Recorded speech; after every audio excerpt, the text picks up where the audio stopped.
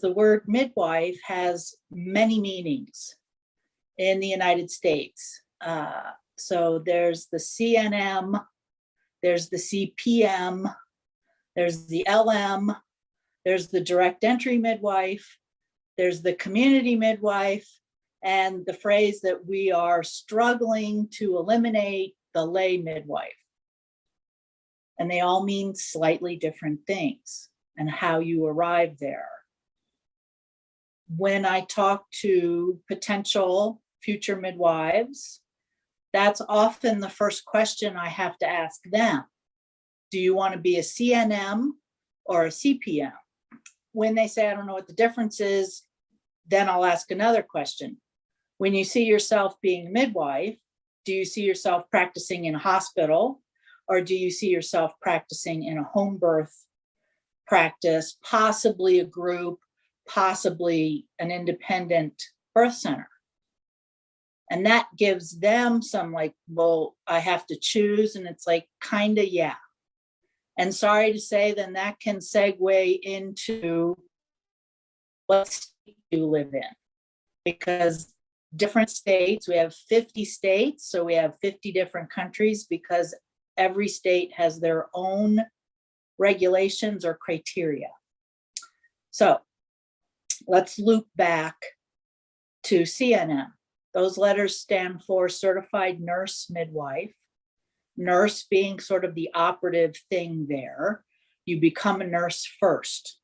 So 4 years of college training in a bricks and stick facility. Typically, you spend some time, depending on what state you live in, there are requirements that you have to be a nurse for a year and a half, 2 years. You got to go use what you just learned. And then you can sign up to go back to school for a year and a half to get the midwife part attached to the nurse criteria. So you're an RN, CNM. So it's another year and a half training to attend births. In most states, and not all, which is why whoever you are that's listening to this, you got to look up your regulations. Sorry to say, one of the first things you have to do becoming a midwife is to become intimately familiar with the laws surrounding your passion and your vision. So you have to look it up. I happen to live in New Mexico, partly because they have great regulations here that support home birth midwives, but they also were brilliant enough in this state to make it so that if you are a certified nurse midwife, you can have an independent practice. You do not have to have a physician, a doctor signing off on your charts, or somewhere in the background overseeing you and making you legitimate, giving you permission to go out and do what you're trained to do. So I don't know, I'm sure you can Google how many states have that in their regulations, that it's okay for, you have legal permission to have an independent practice and not be affiliated or physically practicing in a hospital. Now, if having labor and delivery nurses and an OB or a general practitioner as part of your team is your definition of a midwife, then CNM is your route. CPM, Certified Professional Midwife, didn't exist when I got started. In fact, a lot of this didn't exist when I got started in 1989.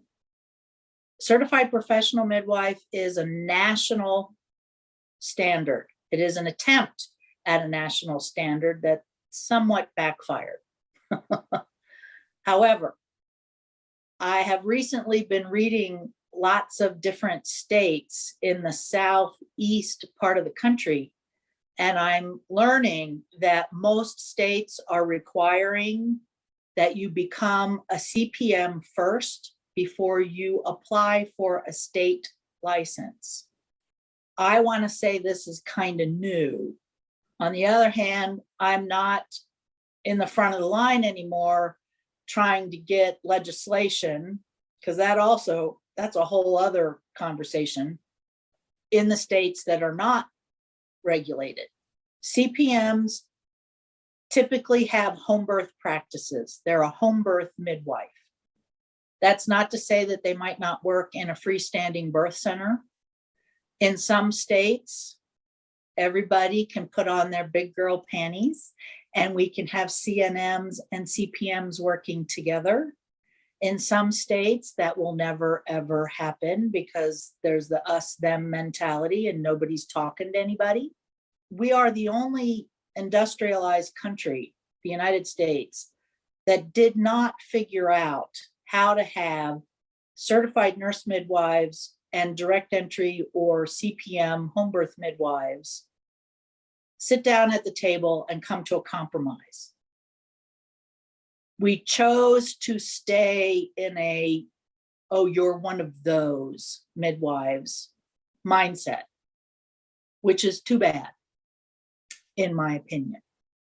Typically, it takes about 2 years for a dedicated, motivated individual to finish the CPM program.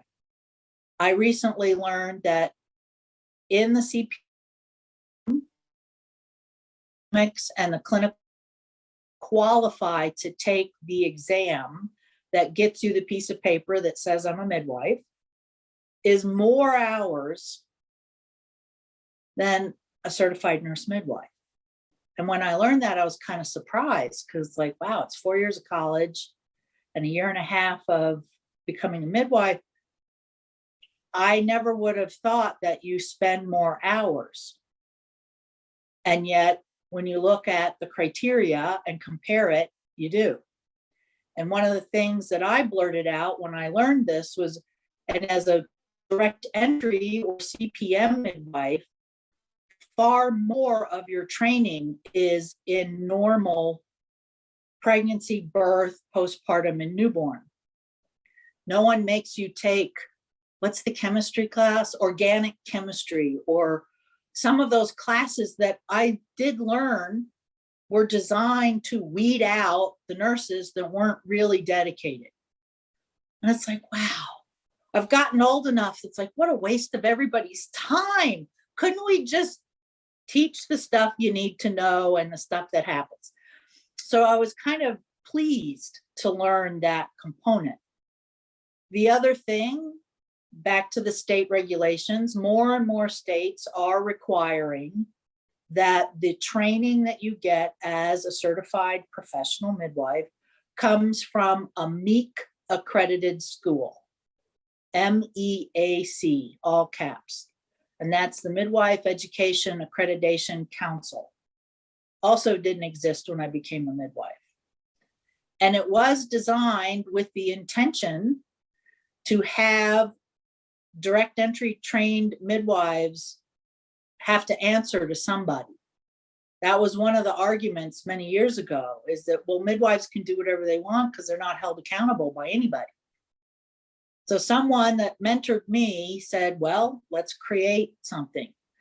And before she died, she was like, I created a monster. And it's like, well, it took off on different tangents, and we're not living in the same environment that we were when this was invented. Some of the MEAC accreditation requirement by the state laws is so that the states are not held liable if something goes sideways. So while some people find that an annoying requirement, once you understand the liability issue, it sort of makes more sense. Now, MEAC accreditation. Most schools who have that require academic training, which is often sort of in this lane, and then there's clinical training. When I was training midwives in the beginning of my career, your preceptor, your teacher, your midwife, who's willing to show you the ropes, taught you everything.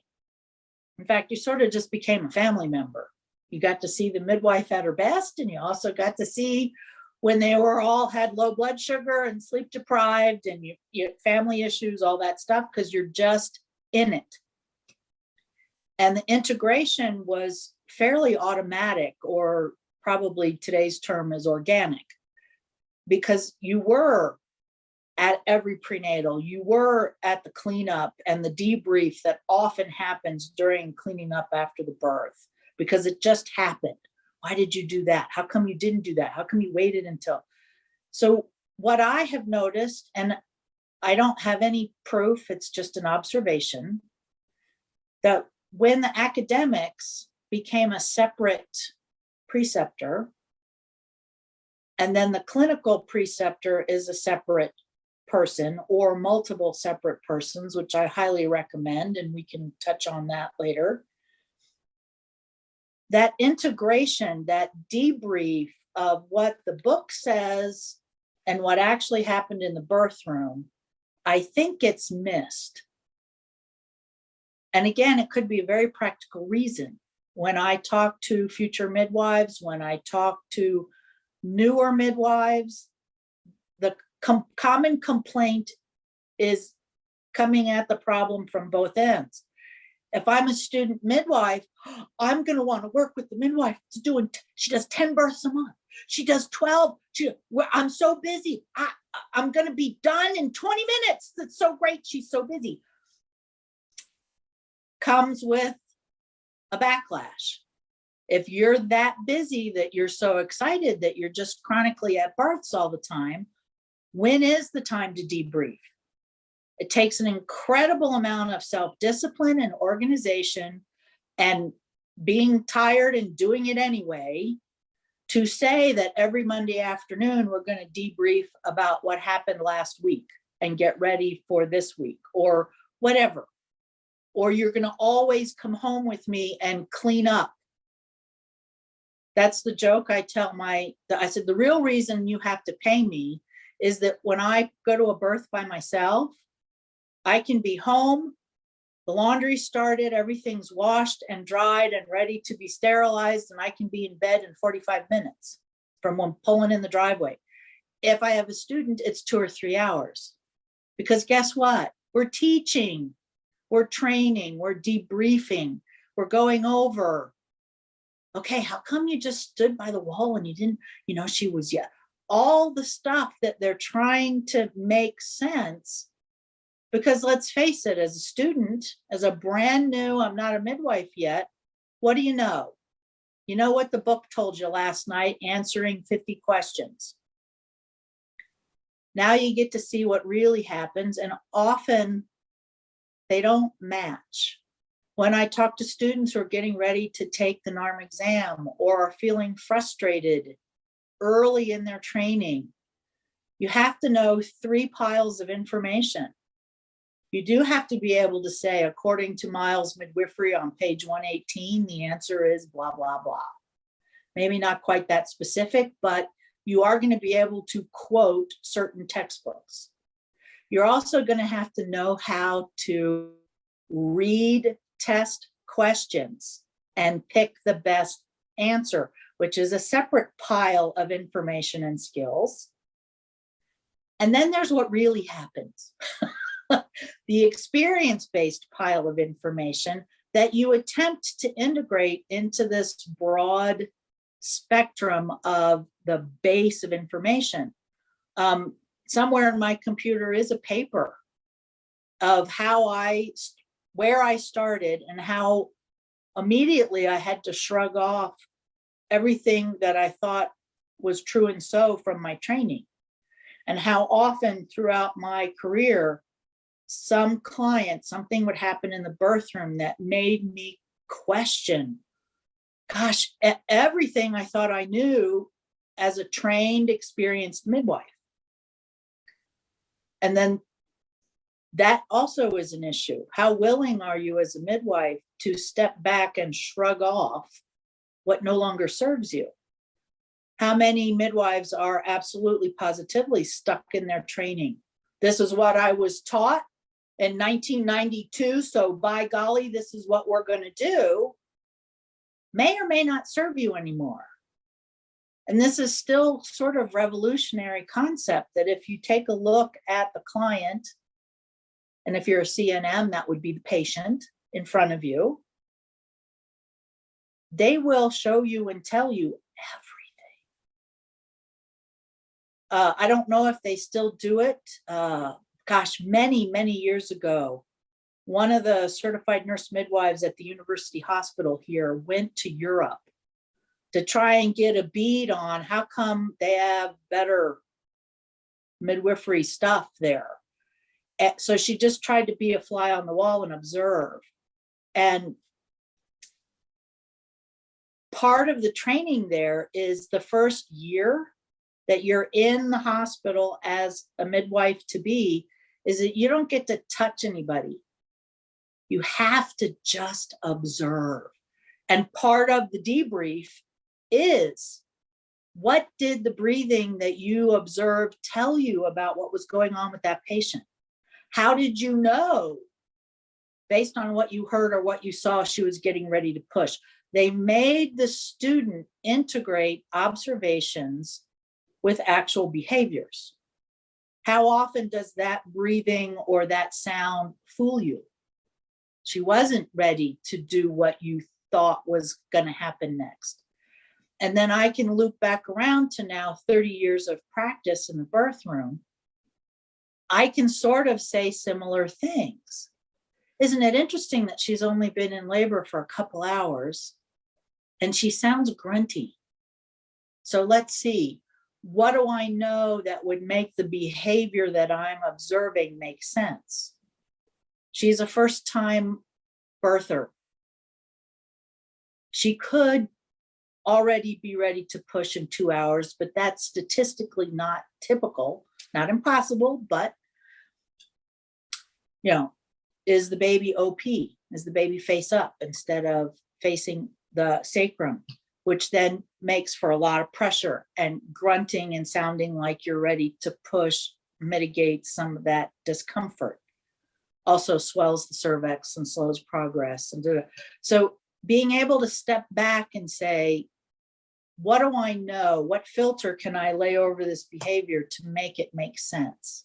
Back to these letters and what they mean when you're trying to figure out what type of midwife, what do you see yourself doing or being? What is your vision? Because I understand it gets a little complicated right away, or could be confusing at least. So LM, so we've talked about CNM, CPM. LM or CM, I didn't mention that initially. LM, licensed midwife, and certified midwife, which could we use the word certified in more different ways, right? LMCM is usually indicative of the state license. So if you are in a state that has legalized home birth and home birth midwifery, most states require that you have now a national license, the CPM, and the state license. And I didn't really understand that. That was the whole purpose of the national certification. The national criteria was to take away this individual, if you cross state line, if you move. I have since learned, again, the very practical reason why the state wants that is it's because you have to pay them a fee every 2 years. They want that income for the state license. So that's what that is. Often having a CPM, sometimes you have to take a test that shows that you understand the regulations for the state you live in. And then they send you, you write a check and they send you a piece of paper that now you have a state license with some renewal criteria. There is one state that you do not have to be licensed and you're still legal. That's Utah. You can be a licensed midwife or an unlicensed midwife. And we'll talk about, that can be another topic, the pros and cons of not having a piece of paper versus having the recognition and the licensure after your name. If you want to make me take up drinking and swearing, inadvertently say, okay, midwife and a doula, it's the same thing, right? I may have to leave the room for a moment to collect myself. But this happened enough to me in social settings that I thought, you know what? I'm going to ask a doula. I'm going to ask some of these. So doula, professional birth assistant, recently monatrice has come up, you know, and it's like, I need a better answer than being offended and walking away or saying, no, it's nothing. I was appalled that when I interviewed doulas and professional birth assistants, they had no idea how to define their title. The most common answer I got was, well, you know, you just help out at the birth. So I started asking some specific questions, and we, you know, there were cocktails often involved and sometimes dinner or lunch. And I started asking in the classes, what is the consumer's perception? Back to nobody knows the difference between CNM and CPM. What is the customer's perception of all this criteria that we're held to? And the simplest answer was, who do you work for? Who is paying you? If the doula is being paid by the birthing person or couple, then their allegiance or criteria is to support their definition of their best birth. Now, do some of the tasks overlap? As a midwife, am I qualified to fill your water glass and bring the bendy straw to your lips after a contraction? You bet. So is a doula. Finally learned after lots of research that the piece of paper that makes you a doula also means that you are not qualified to interpret the information that's happening in the birth room. Because I went through a whole period that I was going to teach doulas how to work a Doppler, how to do vag exams, like here are the basics so that you don't end up at the hospital too soon and have the agenda or the equation that's in play when you walk into that mindset happen to you without your knowledge, without permission or understanding what you're agreeing to. But then I learned, yeah, I can teach those skills, but they could lose their certification because they're not qualified, which makes me laugh. That's one class could teach them what the normal range of fetal heart tones are, how to figure out if they're closer to pushing the baby out or not, background or the education to interpret appropriately and safely what's happening. So truly support. That doesn't mean they're never hands-on. Most doulas have a huge range of skills. I'm one of the few midwives that I know of that's in my contract, that if you're a first-time birther or a first-time home birther, I'm going to strongly recommend you have a doula at your birth. Appropriate use of skill sets. The doula cannot facilitate any part of labor or birth that's going somewhat sideways. That's the midwife's job. My training is to recognize what's happening, make sure we stay in the safe realm of, yep, we're still good. This is typical. Here's what's going on. Here's why. Here's what we can do to facilitate it. The doula doesn't do that. And then as I got older, it got real practical. And I used to tell my clients at the consultation, you want me awake at the end. I can come when you've had your 5th contraction, but I'm going to say no, call your doula. She can phone it in at the end because she's not held accountable for the outcome. I'm held accountable. I have to answer to what happened and why I made those decisions. The doula doesn't. So that was very practical for me and kind of eye-opening. And when I would have students, that was a big thing too. Well, why don't you hire my student as your doula? And somebody put some light on that it's like, the student can't be doula-ing when technically they should be at your elbow, thinking and observing and acting like a midwife. I've heard plenty of midwives say, oh, you don't need to hire a doula, you got me. And I would agree with that statement if you're at the first half of your career. You're younger, you have more energy, you're in the honeymoon phase, you're young enough that you're still driven to earn your money and prove yourself, go for it. If you've been at this long enough that you're starting to wonder, do I want to stay a midwife? What am I trading off to do this? Get some doulas that want to come to home births with you. Makes all the difference. Because here's a little side note. I learned that the birthing person will tell the doula stuff that she won't tell her midwife. And then the doulas run out from the bathroom and tell you, okay, she's afraid of this.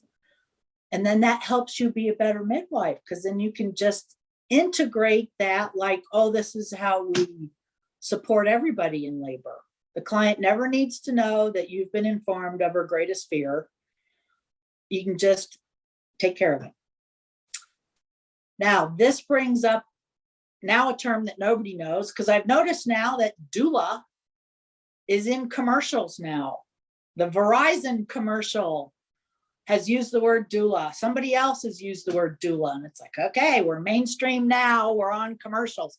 So monatrice is French. I'm not sure exactly what it means, but I'm sure everybody can Google it. Is somebody who has a piece of paper somewhere in their background. Often it's L&D, could be a certified nurse midwife, could also be a CPM. They have some other licensing criteria that, looping back to the doula thing, gives them the ability to interpret the information before them. And they're sort of like a doula plus 1 or 2 levels. They're not your midwife.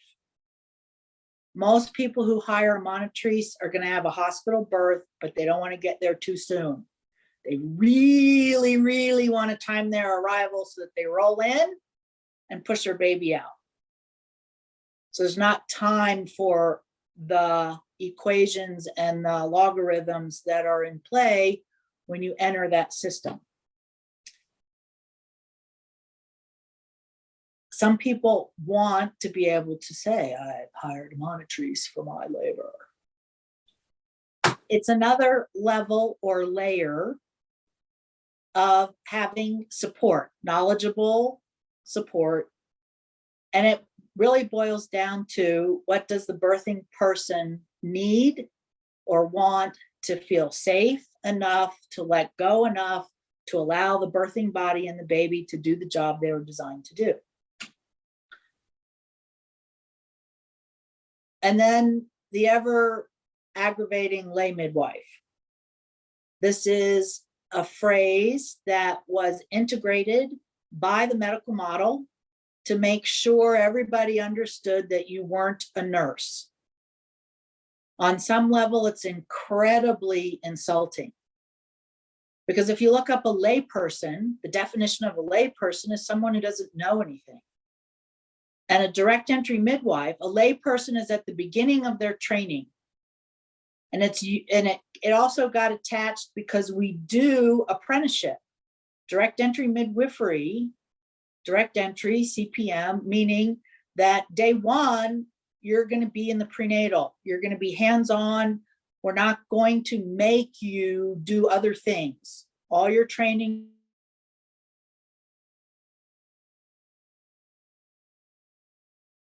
Apprenticeship model is poo-pooed in the United States. That's another sort of division between the CNM and the CPM. Now, as a direct entry or CPM midwife, part of me wants to protect that to the death, because how do most of us learn best? We know there's all the, there's the visual learners and the auditory learners, but kinesthetic, if you do it, if you have muscle memory, if you see what actually happens. There was an analogy that sitting in the birth room is the same as standing outside and watching a house burn down. If you're the midwife, you're the fireman with the hose in your hand that's going to run into that burning building and figure out what's going on and put the fire out. That seems a little drastic, and yet how graphic when somebody says, well, being in the birth room is the same as like being the primary midwife. You were there, you saw it all. It's like, nope, not quite the same at all. So there has been some controlled effort to dispense with the word lay midwife. Some of the midwives that I work with and have been mentored by would meet the definition now as a community midwife. No formal training. Ina May Gaskin, way back the beginning of her book, she was a community trained midwife. The other pregnant people in her traveling group wanted her at birth. So going to birth after birth after birth after birth and reading about stuff and taking it upon herself to figure out what was going on is the definition now of a community midwife. They're not MEAC accredited. They didn't go through formal schooling. No one said, okay, you've done 25 prenatals, we can check that off. You've done none of that.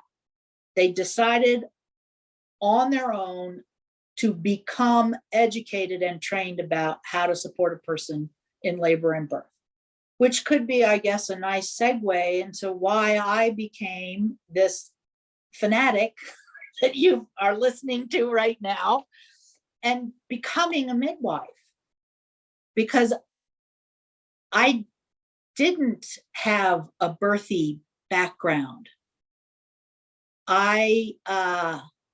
One of the books, Becoming a Midwife, 30 years ago plus, Carolyn Steiger, I remember I called her because I was so happy to find her book. And she was like, oh, I know who you are. And I'm like, you do? You're that park ranger that's becoming a midwife. And yeah, I had to be on the Yellowstone fires in 1988, back when we weren't having huge fire seasons like we are now every spring. In 1988, I was on the fire lines for 37 days straight, which was unheard of. And it was because we didn't have enough firefighters and the fires were huge. So in 37 days of having my life be very black and white, am I safe? Am I not safe? Am I hungry? Is there food? Is that tree that's on fire going to fall on me? Do I need to move? I had a moment of clarity that if being a federal law enforcement officer and carrying a gun was the ticket to my career, I might be on the wrong train. And I had time to say, what is of interest to me? And I can hear my mom laughing right now because a lot of things are of interest to me. I apparently was born busy and driven to teach and learn. So here we are. When I got back off the fire line, I started ordering books. And I was reminded on the fire line that when I was working seasonally in Yellowstone, and there was so much panic. And anybody older, I don't know, maybe most people don't know that, but back then as a dispatcher, you had a walkie-talkie. And if you have a walkie-talkie and you yell into it, it's gibberish, it's garble, it's the sound on the Peanuts and Snoopy movies. Rah, rah, rah, rah, rah. There's no words. And we used to laugh as dispatchers when we would hear. So the second trip in the back of an ambulance as a paramedic, I had a little like out of body. I was up in the back corner looking down on this scene. And it's like, wait a minute here. I have emergency skills. we should be better at this. There's no baby physically exiting this person's body. She's laying, as a midwife now, she's laying flat on her back, which if things were happening, she would never allow that. So, too bad nobody here knows anything about this, because we're all overreacting because it's a pregnant person. There's a baby, right? So at a training session, here was a used bookstore on my off time, and I bought second edition of May's Midwifery because it had really scary, icky pictures in it. And I thought, this book, I'll start reading this book and it'll teach me stuff. So I remembered this when I came back from the fires and I started calling around.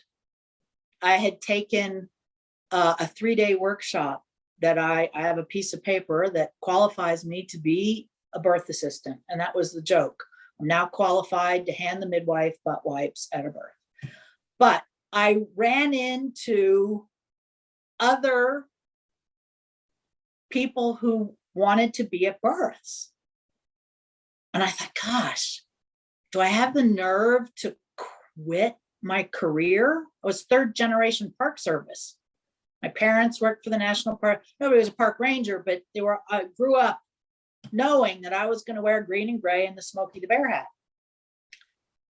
And then it was like, and do I have the nerve to go from this fairly male dominated workplace that I felt very comfortable in because I was good at it,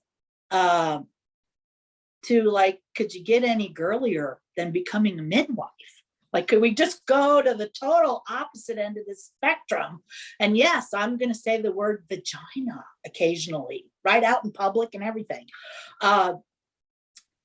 So I went to a couple workshops and then started calling birth centers. And again, I had no idea what I was stepping into. I knew when I made the phone call that I had 2 weeks vacation as a federal employee. So I was like, I can only come for 2 weeks. Well, guess what the birth center heard? I need my last 5 catches to get my piece of paper, and I was going to just come in and supersede everything. So it wasn't until like the 3rd or 4th birth center that I said, oh God, no. Are you crazy? I'm not coming down there to catch babies. I'm not qualified. As a good federal employee, I knew I have to have a piece of paper before I can do anything because I'm not qualified without training. And I said, oh no, I'm getting ready to quit a career. I need to just come down and be with birth before I make my final decision. So I'll answer phones, I'll do laundry. I finally stumbled on the right sentence. I will do anything you ask me. And of course, when I arrived, it was at Casa de Nacimiento, which has since closed, on the border of Texas and Mexico. And the reason at that time, there were 3 facilities because there was a lot of Mexican nationals crossing the border to give birth to little US citizens, which I know now has become a very political thing. It was somewhat political then. But as a business owner that was going to have a birth center that trained midwives, this was a very logical location because you always had a high number of people coming in to birth their babies. I show up and of course they've got 3 women in labor, so they barely have time to open the door. So it was very anticlimactic when I showed up. It's like, yeah, your room's down the hall. Talk to you later. And I had a moment of, oh my gosh, I've made a huge mistake. I should just get in the car and leave. Well, I didn't. I think I was there 5 days that the nighttime midwife just dragged me in. We had 3 birth rooms. She dragged me into the first birth room because here was a woman pulling on her knees. She had her chin on her chest. And she just said, sit down between her legs. And I'm like, put your hands out. And we did that 3 times that night. And apparently the nighttime licensed midwife supervisor told the owner of the clinic, we got a midwife on our hands. Don't let her go. And of course, I was just like, I don't know what that was about. Let me go do some laundry and clean some equipment. Let me do something that like, okay. Because I was really stuck, and it's like, you shouldn't trust me at all. But 2 weeks down there, I had observed enough. And of course, the nighttime person, I've always worked nights. I'm always like the person that's like, let's be when there's fewer supervisors. Let's get, if I'm going to work this job for a paycheck, let's get extra because it's night. Like, you know, I learned so much from the night staff. I learned so much from the other students, because one of the things that was critical at this particular facility was there wasn't everybody starts in January. There was always a rotation. So the day I showed up, there was somebody who was there for their last week. And I could see how capable and confident, and it's like, that person's a midwife. And the nighttime midwife said, yeah, 3 months ago, she was you. And that was probably what, like, okay. 3 months, I can look like I know what I'm doing and not. So I went back up. I was working at Petrified Forest National Park at the time, and I turned in my resignation. In hindsight, I have, I would have to say maybe there was divine intervention. I don't know. But I loaded up my little Toyota pickup and I went down, and 3 months later, I sat my exam in Texas, which NARM and MEEK and MANA didn't really exist in Texas in I started in 89. So 1990 is when I got licensed, or I should say permitted. In Texas, you got a permit like a dog. And then the owner of the clinic, it took her 3 days to convince me to stay. Because boy, I got my piece of paper now. I'm going to go open up a birth center. I'm doing this. I got this. Right. And I had a job offer to work with, which in hindsight would not have been a good fit, but took her 3 days to convince me to stay. And I stayed another year and trained a year's worth of students. And again, that taught me a lot, because the year I was there, what I noticed was, in this particular facility, we also lived in the birth center. So if there was a birth going on in room number 1 and you weren't on the schedule, somebody would knock on the door and say, birth in the blue room. And you could crawl in there in your pajamas and watch what happened, be quiet, and then go back to bed in case something happened that was educational. And of course, the more you saw, the more you heard, the more, better you got. What I noticed, though, was there was always a supervisor, the licensed midwife, first on, second on, and then there was the rest of us that often got called into duty, because when we had 5 women in labor and we only had 3 rooms, guess who got pulled out of bed? The students. We need your bed, get dressed, So you were always, the potential of attending more births was always there, which is one of the pluses of a high volume birth center. But I noticed when the students would graduate and leave, they would call back the birth center, because now it's the first time they were alone. There was always a team. There was always the second midwife. There was always the teaching midwife. There was always, somebody who maybe was a CNM before they came to this training. There's always somebody to ask. And then when you went back to your community, you're it. So I quickly changed that the last 2 weeks, because I always worked the night shift. So if you worked with me, the last 2 weeks, I told you, I'm not going in the birth room. I'm going to stand in the hall and listen. If your fingers feel something scary, all you have to say is, Jen, and I'll come in. But I want you to get used to being the midwife in the room before you get home. Not that you can't call us, but since I saw that pattern, it's like, let's address it. So again, I was teaching before I left, learned a lot so that when I was by myself up in Montana, I was comfortable going to births by myself, which is another trend that could be another conversation, that I think the division between the academic training and the clinical training is also showing up in ways that midwives are afraid to go to births by themselves. And I'm not sure I can truly connect that, but that's a big shift that I've noticed, and I suspect there's something to that.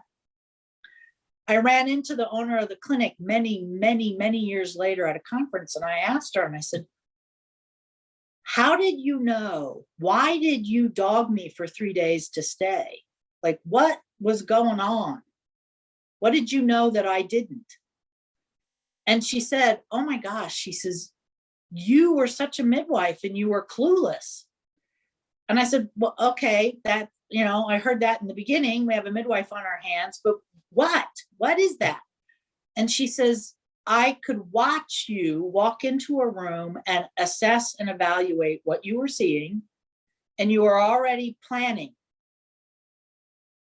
She says, you didn't always know the right thing to do. That's what we could teach you. That's what all the training's about.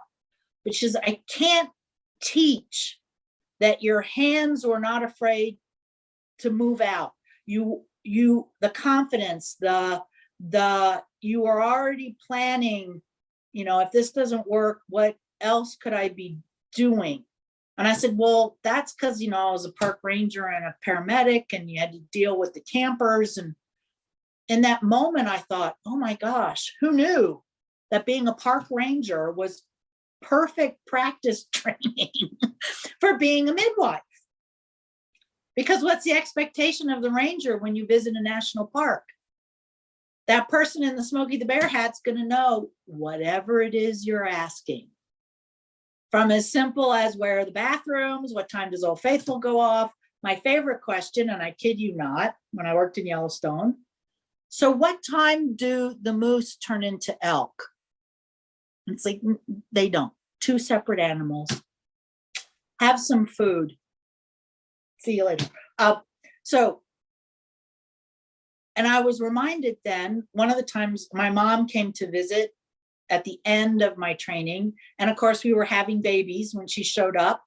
Her was like, we let her in, and it's like, we got babies, make yourself at home. But she ended up holding a newborn because we had hemorrhaging, we had a panicked dad. It's like, here, you hold the baby, we have to do stuff.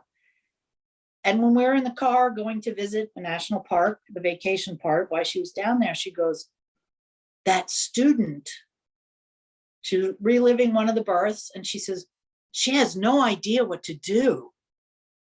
And I remember I looked at my mom and I was like, you were in the room for 5 minutes. How did you know that? And she said, oh, her hands, no confidence in what she was about to do. And of course she was dead on, as often our mothers are. Because the backstory of that was one of the birth centers closed in the dark of night.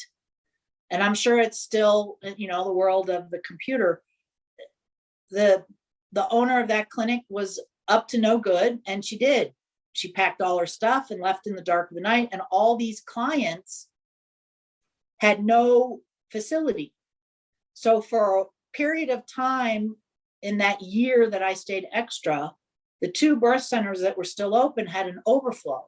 We were even on the news as a banner that if you are at, the 3rd birth center and you need a midwife, please contact these 2 facilities. Here's phone numbers. And we even had an extra desk set up in the waiting room because most of these people had paid and their money was gone. So we had to prorate and negotiate what they were going to pay to now have. So we were very busy. We went from 30 to 40 births a month to like 40 to 60 for a period of time to handle this overload. So this person that didn't know what to do, that my mom noticed, was from that facility. So when we got back from the little visit, I asked her, I said, so, how were you treated? So what I learned was that the teaching modality for her was to yell at her when she made a mistake. So she was being taught that she was probably not going to do the right thing, which eliminated any confidence. So I stuck that in my head. It's like, oh, please don't scare the student. Anyway, so yeah, that's, I guess, how I became a midwife. And I do remember in that 2-week visit, I labor sat a first-time birther, that I remember I crawled out of that birth room. My hips didn't work, my knees hurt. And I remember crawling to the bathroom and saying, okay, fighting fire is easier than labor sitting. That same 2-week visit, I watched somebody try to pull the sink off the wall in the bathroom. And I remember my instructor was like, why are you surprised that she's angry? And it's like, I didn't know anything about birth. I was collecting information at that time. That's why I'm here. Never occurred to me that anybody would be so angry or feel so much fear about what they were feeling in their body that they would be moved to try and rip the sink off the wall. I now know better, but that was the first time I was exposed to that.